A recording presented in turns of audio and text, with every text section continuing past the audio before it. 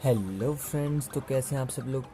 So guys, I hope आप लोग ज़िंदगी में कभी ना कभी बैंक तो गए ही होंगे। तो बैंक में यार वहाँ पे जाके अगर आपको पैसे डिपॉजिट कराने हैं तो इसके लिए आपको वहाँ पे एक डिपॉजिट स्लिप भरनी पड़ती है, जो कि कुछ ऐसी दिखती है। तो ये हर बैंक की अलग होती है, मतलब कि यहाँ पे उन बैंक का नाम अलग अलग होता है। तो यहाँ पे मेरे पास यूनियन बैंक की ये स्लिप है, ये डिपॉजिट स्लिप है। और ये करंटली मैंने अभी अभी जो लेके आया हूँ मैं, तो ये इसी साल की है 2020, और ये पुरानी नहीं है। तो इसमें आपको दिख रहा होगा कि जैसे कि 1,000 का नोट नहीं है इसमें, और यहाँ पे 2,000 का नोट भी इसमें डाल दिया गया है। तो फ्रेंड्स, कई सारे बैंकों में ऐसा कर दिया गया है, मतलब सारे बैंकों में ऐसा कर दिया गया है। तो बहुत सारे लोगों को ऐसा होता है कि ये भरने में भी दिक्कत आती है। तो मैं आज आपको इस वीडियो में बताऊंगा कि इसे भरते कैसे हैं और इसको जमा कहाँ कराना पड़ता है।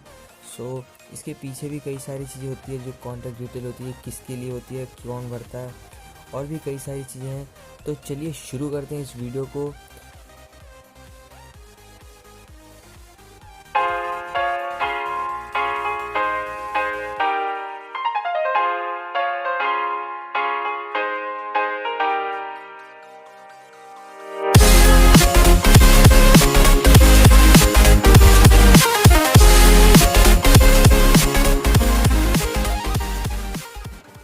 सो गाइस, सबसे पहले इस साइड, जो कि यहाँ पे अगर मैं बात करूँ तो सबसे पहले अगर हम इसे देखें तो यहाँ पे आपको एक छोटा सा लाइन जैसा दिख रहा होगा। तो ये होता क्या है कि ये होते हैं जो भी लोग वहाँ जाते हैं, तो बैंक का स्टाफ होता है जो भी डिपॉजिट, जो भी इस स्लिप को लेता है, जमा करता है। तो एक तो ये उस जमा धारक को दे देते हैं, मतलब कि जो डिपॉजिट करने जाते हैं उनको, मतलब आप जा रहे हो तो ये आपको मिल जाएगा और यहाँ एक स्टैंप लग जाएगा, और ये वो खुद रख लेते हैं। तो यही इसमें इसलिए ये होता है कि ये फाड़ के यहाँ से ये आपको मिल जाता है, ये वो खुद रख लेते हैं बैंक वाले। तो सबसे पहले अगर मैं बात करूँ तो यहाँ पे आपको ब्रांच का नाम लिखना है। तो जो भी ब्रांच है, तो जैसे कि मैं यहाँ पे लाजपत नगर ब्रांच लिख देता हूँ, क्योंकि मेरा ब्रांच इधर ही पड़ता है। और वहाँ पे उसके बाद अगर आपको यहाँ पे डेट डालनी है, तो यहाँ पे आप करंट डेट डालिए, जो भी उस जिस दिन आप इसे डिपॉजिट कराने जा रहे हैं उस दिन की डेट डालिए।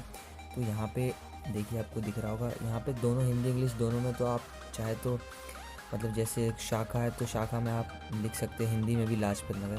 तो यहाँ पे मैं डेट डाल देता हूँ।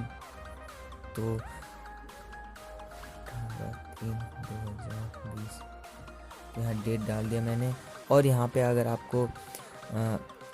आपको सेविंग्स अकाउंट है आपकी, तो आप यहाँ पे सेविंग वाली जो भी आपका वो होगा अकाउंट नंबर, वो यहाँ पे अकाउंट नंबर डालिए। और अगर आप इसको चेक के थ्रू जमा कराने चाहते हैं, मतलब कि एक चेक के साथ भी इसे लगा के हम डालते हैं, मतलब स्लिप को जमा कराते हैं, तो वहाँ पे वो करंट अकाउंट बोलते हैं लिखने के लिए। तो वहाँ पे करंट अकाउंट होता है, स्लैश करके करंट अकाउंट होता है लिखने के लिए।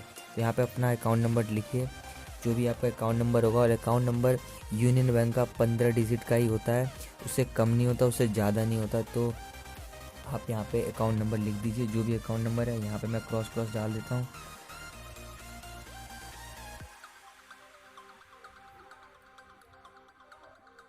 सो फ्रेंड्स, उसके बाद अगर हम बात करें तो यहाँ पे आता है नेम।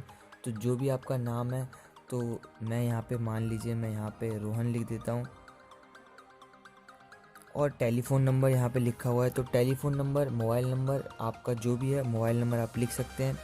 तो यहाँ पे मैं मोबाइल नंबर भी लिख देता हूँ,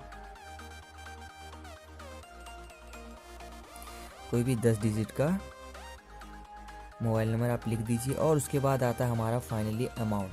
जी हाँ, तो यहाँ पे आपको दिख रहा होगा अमाउंट सेक्शन है। तो यहाँ पे आपको अपना अमाउंट लिखना है जितना आप डिपॉजिट करा रहे हैं। तो मान लीजिए मैं 2,000 रुपये डिपॉजिट करा रहा हूँ। डिपॉजिट कराने के बाद, मतलब 2,000 लिखने के बाद आपको एक स्लैश डालना है और ऐसे करके बता देना है कि हाँ ये होता है, ओनली का निशान होता है ये, कि इसके बाद है ना, इसके बाद कोई चीज़ नहीं है यहाँ पे। और हम शब्दों में लिख देते हैं इतने पैसे को, तो 2,000 ओनली। तो इस साइड का हमारा पूरा भर चुका है। और यहाँ पे जो होता है, तो जब आप चेक जमा कराते हैं साथ में, तो वो चेक के लिए होता है, यहाँ पे चेक नंबर लिखना पड़ता है और जो चेक का बैंक है। तो वो सब चीज़ें लिखने पड़ते हैं, तो हमें इसे अभी छोड़ देते हैं और यहाँ पे अगली तरफ जाते हैं। तो आपके पास नोट 2000 के कैसे कैसे हैं, जैसे कि 500 के 4 नोट हैं या फिर 200 के 10 नोट हैं। तो मैं यहाँ पे 2000 का एक नोट डाल देता हूँ और उसके आगे हम यहाँ पे 2000 पूरा लिख देता हूँ। और उसके आगे हमें कुछ नहीं करना, हमें पूरे 0 कॉइन तक स्लाइड खींचनी है, एक लाइन टेढ़ी सी काटती हुई, और सबसे नीचे आके हमें 2000 ऐसे करके लिख देना है और वैसे ही स्लैश करके एक लाइन खींच देनी है। तो फ्रेंड्स इस वाली सेक्शन का भी हो गया हमारा। और दूसरी तरफ आते हैं तो यहाँ पे हमें अपनी वापस से डेट डालनी है, जो भी डेट है, और उसके बाद हम यहाँ पे आते हैं शाखा में, मतलब वही ब्रांच। तो यहाँ पे हम ब्रांच लिख देंगे। ब्रांच लिखने के बाद नीचे हमारा वही 15 डिजिट का जो भी हमारा अकाउंट नंबर है, हम अकाउंट नंबर लिख देंगे। तो अकाउंट नंबर अगर आपको नहीं पता तो आप अपने पासबुक में देखिए, पासबुक में जहाँ पे आपकी डिटेल होती है सबसे पहले वाले, मतलब सबसे पहले पन्ने पे, तो वहाँ पे आपको ज़रूर अकाउंट नंबर मिल जाएगा और भी कई सारी डिटेल वहाँ मिल जाती है। तो यहाँ पे नाम लिखिए। तो ये नाम उसका होता है जिसका अकाउंट होता है, मतलब अगर आप कोई और मतलब किसी और के नाम पे अकाउंट है और आप जा रहे हैं डिपॉजिट कराने, तो यहाँ पे उसका नाम लिखिए, जिसका, यहाँ दोनों जगह उसका नाम लिखिए जिसका अकाउंट है, जिसके अकाउंट में आप पैसे भिजवाना चाहते हैं। क्योंकि मैं कई बार जा चुका हूँ किसी और के नाम पे अकाउंट में पैसे भिजवाने, तो आप ऐसा भी कर सकते हैं। और यहाँ पे ईमेल आईडी मांगता है, तो यार ईमेल आईडी मेरे ख्याल से आप ईमेल आईडी ना दे, क्योंकि ईमेल आईडी वो बार बार कई सारी ऑफ़र्स लेके आते हैं, तो आपको परेशान करते रहते हैं, एडवर्टाइजमेंट करते रहते हैं बहुत सारे। कोई भी नया प्लान लेके आते हैं ये लोग, तो उसी का एडवर्टाइजमेंट करते रहते हैं। उसके बाद नीचे आ जाते हैं तो यहाँ पे हमारा था रुपीज़ इन वर्ड, यहाँ शब्दों में लिखना है, तो यहाँ पे मैं शब्दों में लिख देता हूँ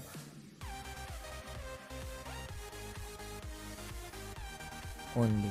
तो यहाँ देखिए मैं 2000 ओनली लिख दिया मैंने। और नीचे जितना भी काम है वो सारा काम है बैंक का, जो भी वहाँ पे होंगे ऑफिसर। और उसके बाद यहाँ पे आपको लिखा है डिपॉजिटर का सिग्नेचर, तो यहाँ पे आप अपना सिग्नेचर कीजिए जो भी डिपॉजिट कराने जा रहा है। तो यहाँ पे मैंने सिग्नेचर कर दिया है। और अगर हम पीछे पलटे तो यहाँ पे वो डिटेल आता है जो भी जमा कराने जाता है। क्योंकि मान लीजिए आपका अकाउंट किसी और का अकाउंट है और आप जा रहे हैं जमा कराने, तो उस समय सर्वर चल नहीं रहा हो, तो उन्होंने आपको बस स्लिप फाड़ के और दे दिया हो, और क्या पता आपने अकाउंट नंबर गलत लिखा हो। तो यहाँ पे पीछे जो भी आप डिटेल डालेंगे वो उससे कांटेक्ट करते हैं कि हाँ आप आए थे डिपॉजिट कराने के लिए और आपने अकाउंट नंबर गलत डाला, इसलिए पैसे गए नहीं। तो इसलिए यहाँ पे आप इस डिटेल को भी भर दीजिए। वैसे तो अगर आप नहीं भरते हैं तो इस वाले कॉल, जो भी आप फ़ोन नंबर डालते हैं इस वाले पे कॉल जाता है और फिर वो वहाँ से बुलवा लेते हैं आपको। तो यहाँ पे आप कोई सा भी एड्रेस लिखिए, पता जो भी है आपका पता है, और यहाँ पर टेलीफ़ोन नंबर, जो भी आपका टेलीफ़ोन नंबर है, रेजिडेंस कहाँ रहते हैं आप, और ऑफिस है कोई आपका तो ऑफिस का लिख सकते हैं, और मोबाइल नंबर है तो मोबाइल नंबर लिख दीजिए, और ईमेल एड्रेस है तो ईमेल एड्रेस लिख दीजिए। सो फ्रेंड्स बस इतना ही है। और उसके बाद वो एक यहाँ पे स्टैंप लगाएगा और एक स्टैंप यहाँ लगाएगा, और उसके बाद आपको ऐसे इसे फाड़ के आराम से ये आपको रखना पड़ेगा, और ये उन्हें वो रख लेंगे। तो इसे आपको जहाँ पे भी बैंक में अगर लिखा होगा पैसे डिपॉजिट, कैश डिपॉजिट या फिर कैश विथड्रॉल लिखा होना चाहिए किसी भी कैबिन के बाहर, तो आप वहाँ जाइए और वहाँ पे कैश जमा कराइए या फिर कैश निकालिए, क्योंकि ये काम उन्हीं का होता है। और वहाँ पे कई सारे कैबिन अलग अलग होते हैं, जहाँ पे एंट्री के लिए अलग होता है, मतलब पासबुक में एंट्री के लिए। सो फ्रेंड्स आई होप आपको वीडियो पसंद आई होगी। तो सो फ्रेंड्स अगर आपको वीडियो पसंद आई तो लाइक कीजिए, और पसंद नहीं आई तो डिसलाइक कीजिए। सो बाय।